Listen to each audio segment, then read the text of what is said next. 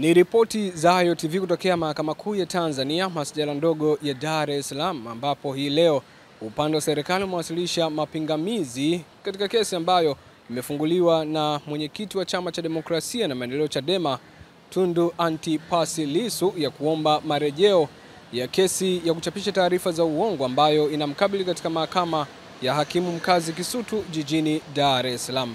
Mapingamizi ya upande wa serikali ambayo yamewasilishwa na jopo la mawakili wake mbele ya Jaji Elizabeth Mkwizu yanahusu kupinga kuitishwa kwa jalada la kesi ya Tundu Lissu kwa lengo la kupitiwa upya katika mahakama hii kutokana na uamuzi ambao ulitolewa Juni 22 ya mwaka 2025, ambapo upande wa serikali ulishinda juu ya maombi yao ya kwamba baadhi ya mashahidi wasikilizwe kwa njia ya siri, ambapo Lissu amedai ya kwamba kutowafahamu mashahidi yao itamletea athari katika mwenendo mzima wa kesi hiyo.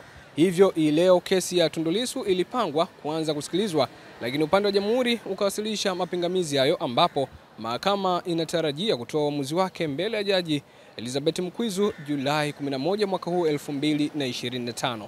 Mimi naitwa Mikandaba, nje ya viunga vya mahakama. Pia tumezungumza na John H, makamu mwenyekiti wa Chadema, ambaye pia ameelezea mwenendo wa kesi hiyo pamoja na harakati zao za kichama. Tuungane kwa ripoti zaidi. Nafikiri kama mlivyosikia ni kwamba haya ni mapambano ambayo sisi Chadema tutayaendesha. Tutaendesha mapambano haya kwa njia zote, kwa maana ya ndani ya nchi na nje ya nchi yetu. Tunaendesha mapambano haya mahakamani, mnaona mawakili wetu wanavyopigana kuhakikisha kwamba tunapata haki.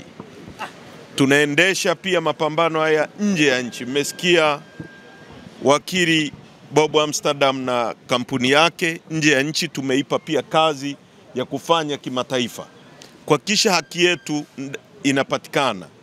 Na katika hili tunapenda tuwashukuru sana mawakili wetu wote wa ndani ya nchi na nje ya nchi.